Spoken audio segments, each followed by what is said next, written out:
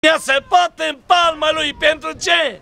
Pentru că păcatul lumii era mare și el a venit să răscumpere. În cer s-a făcut o strigare și a spus: cine va merge pe pământ să răscumpere lumea aceasta? După jumătate de ceas, Iisus s-a prezentat înaintea lui Dumnezeu și a spus: mă duc, Dumnezeule, să fac voia ta, pentru că în sulul cărții este scris despre mine. În sulul cărții este scris despre dumneata și despre noi toți. A dat ce a avut mai scump să ducă poporul să-i dăruiască o viață veșnică. Păcatul s-a urcat până la culme, să luptă preoțimea, să luptă biserica lui Iisus împotriva oamenilor care vor să trăiască om cu om. Așa o lăsat Dumnezeu. Ăsta-i păcatul. Și de data aceasta vă spun căci va veni mânia lui Dumnezeu cum a venit peste Sodoma și Gomora și a nimicit tot din pricina păcatului care era acolo. Dorim ca toți să fim aici prezenți și doresc să fac o rugăciune de mulțumire că Dumnezeu ne-a ajutat până aici. Doamne Dumnezeule, îți mulțumim pentru că ne-ai dat putere, ne-ai învrednicit pe fiecare în parte. Am simțit cu această familie și am condus pe fratele nostru fără duh de viață pe ultimul drum. Aici se va despărți de cei dragi, de copiii lui, de fiicele lui, de nurorile lui și tot ce a avut el se va despărți și de frații care noi am fost alături de el. Doamne Dumnezeule, te rog să iubești familia lui până la urmă, pentru că Tu l-ai ales pe el și el te-a primit pe tine cu mare drag și cu multă bucurie. Te rog să primești familia lui, să-i mântuiești toți copiii lui, să-i chemi la tine. Dacă ei vor pleca în țări străine, să-i păzești de accidente, să fii cu ei. Atâți copii au părăsit orașul acesta, au mers în Germania, în alte localități ale țării, să câștigi o bucată de pâine. Tată, să-i ocrotești pe toți, dar la strigarea ta să-i aduci pe toți înapoi, pentru că ai spus că-ți vei aduna oițele tale și le vei dărui viață veșnică. Doamne, să întărești această familie, pe frații care au venit și au sprijinit, să pot să fac lucrarea ta. Chiar dacă voi rămânea cu un om în cetatea aceasta, am să rămân alături de această cetate până voi pleca de pe pământ. Să ai milă de fiecare în parte și noi te slăvim, Tată, Fiule și Duhul Sfânt în veci de veci. Amin. Amin. Familia și toți cei dragi a lui poate să facă fotografii ce doresc cu el, să-și ia rămas bun, să se pună capacul și sicriul să fie coborât după porunca lui Dumnezeu. Amin.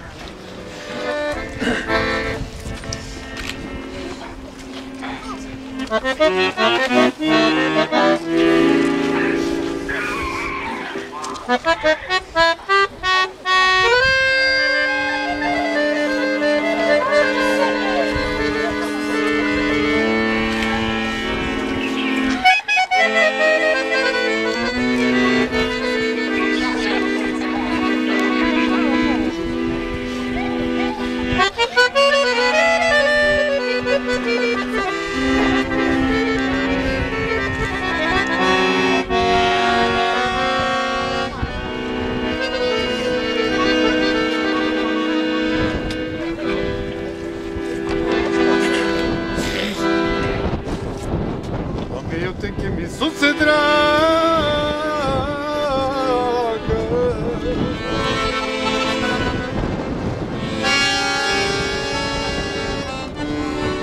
Doamne, vină și în casa mea.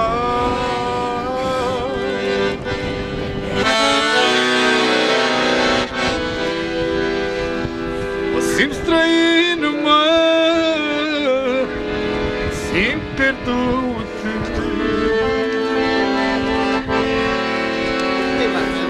Doamne, Tu mi-e salvarea mea.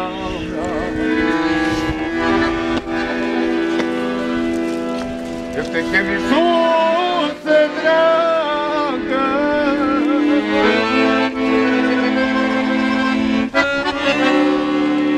vino și-n casa mea.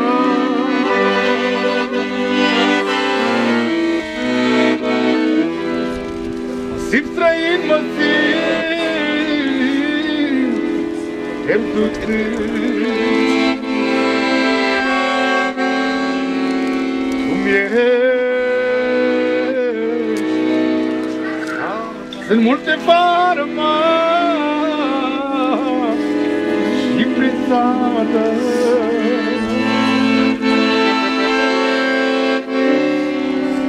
Să-ți vindece și a ta rană.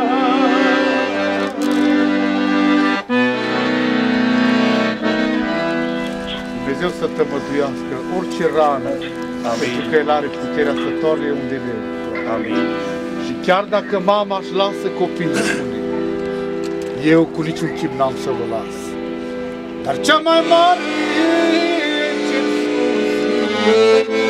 cea mai mare farmacie care este în cerul este Iisus împodobească. Gloria să-L împodobească. Este Domnul Iisus. Sunt multe farma și prin țară.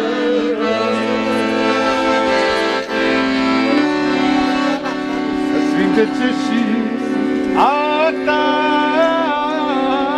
rană.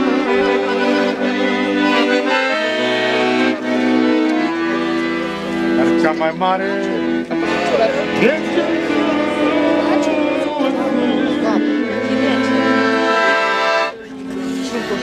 este Domnul.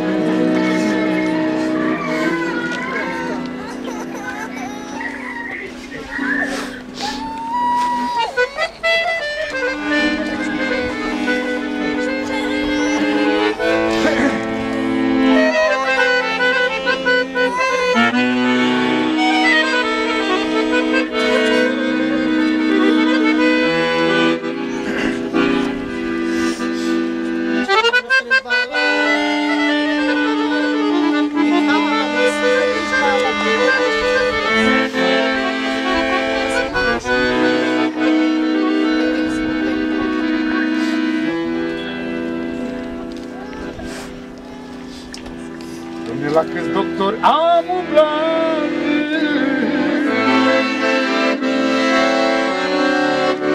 de pastile m-am săturat.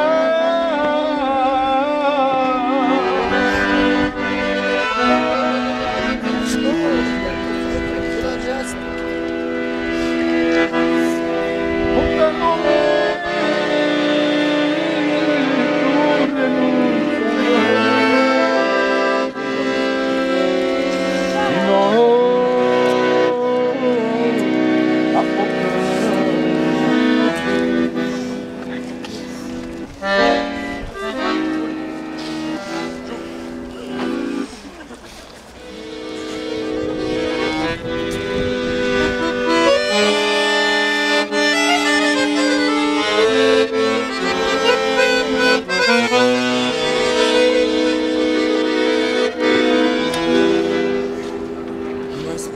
ta durere, frate nimeni,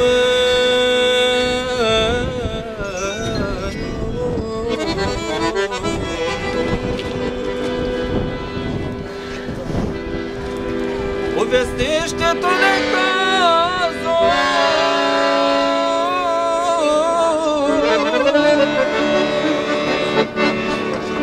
numai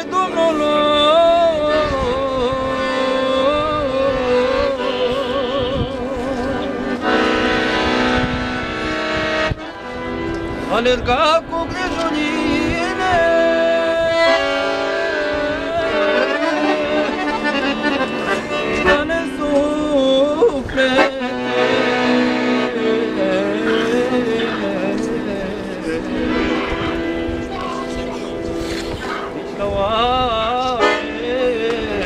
ca prieteni să le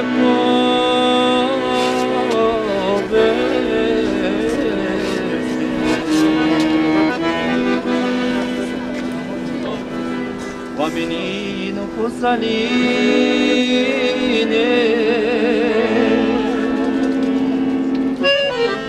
suferința ta.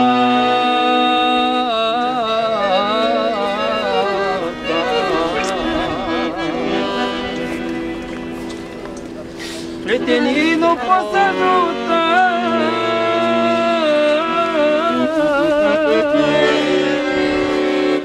orice cât ar vrea.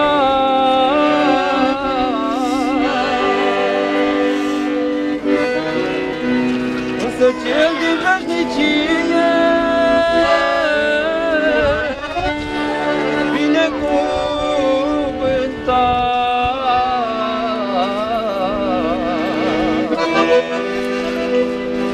a venit întotdeauna la câți l-a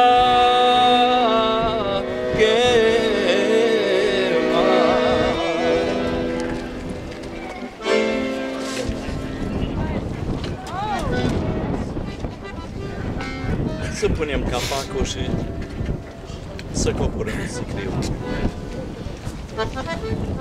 Dumnezeu să vă ajute, Dumnezeu să întărească familia, până ce când ești tânăr, te încingi și te duci unde voiești tu. Dar vine vremea când te va încinge alții și te va duce unde nu voiești. N-a vrut să vin aici. Dar vine vremea pentru toți.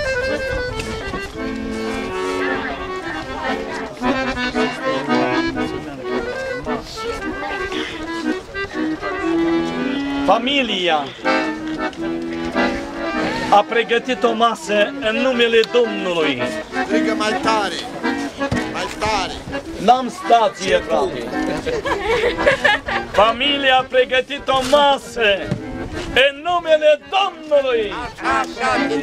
Și vă cheamă pe toți să luați parte la ea. Domnul să fie cu voi și cu noi. Mai strigă-și tot, da. Ești tânăr. Mai tare. Niciodată nu te pot lăsa. Nu te doare că ce Domnul sunt cu tine. Și niciodată. Ce zici? Nu purtate. Niciodată nu te pot lăsa. Nu te pot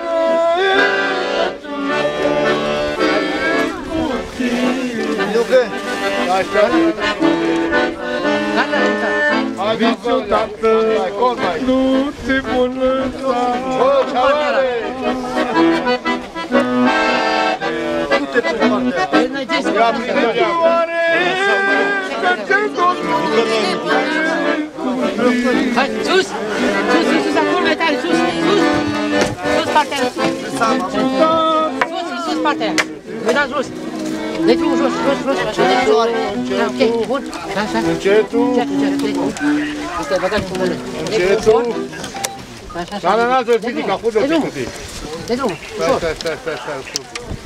Asta, vezi?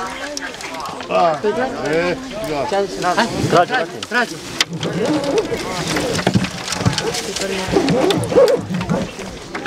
Vezi că e mișto că i-a luat mult.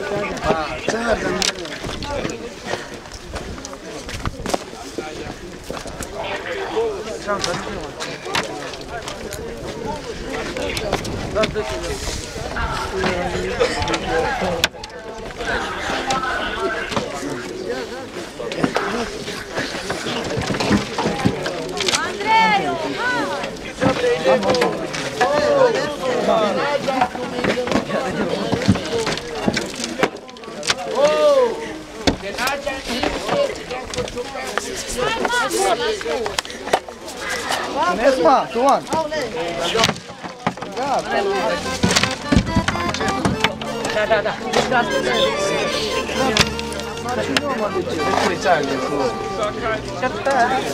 Naționăm le țan de ce. Na, ce ca pe parangele să închide. Tak, merge, tak. Gata.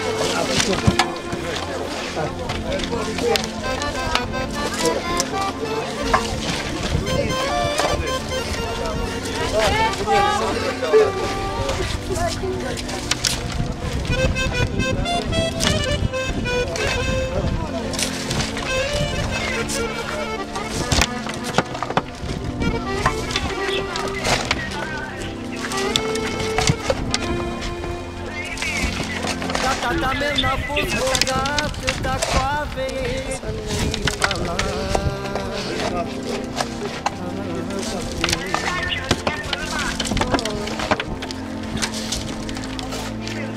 Doamne, dar la greu nu ne-a lăsat.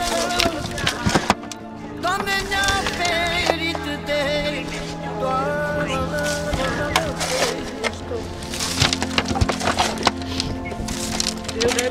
Dar tata meu n-a fost bogat, dar cu avere și palat.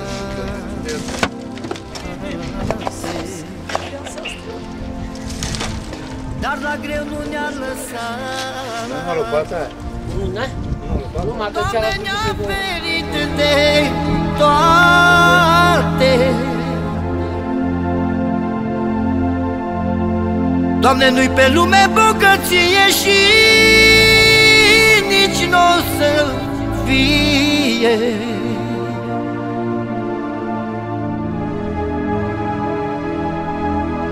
Doamne, dar să ai un tată bun, Doamne, și dă-mi omenie.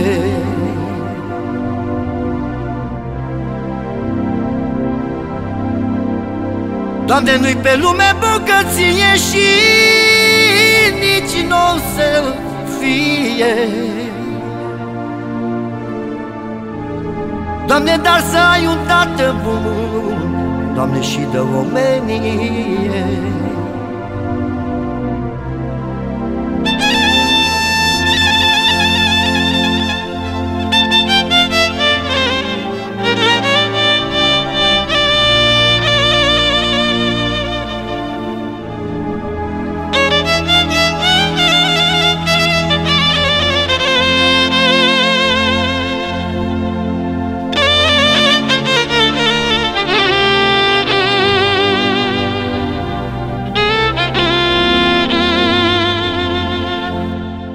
Dar arde-o foc cu bogăție, ce să fac cu ea?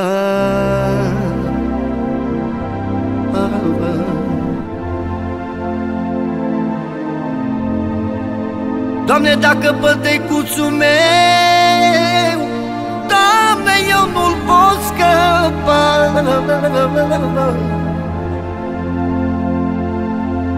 Dar arde-o foc cu bogăție, ce să fac cu ea?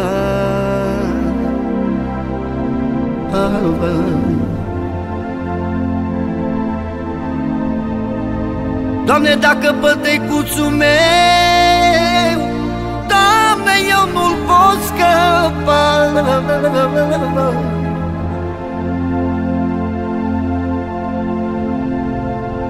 Dacă și tata meu a dat, îmi da și sufletul să-mi va. Dar eu să-o duc în lume bine și să nu o duc rău.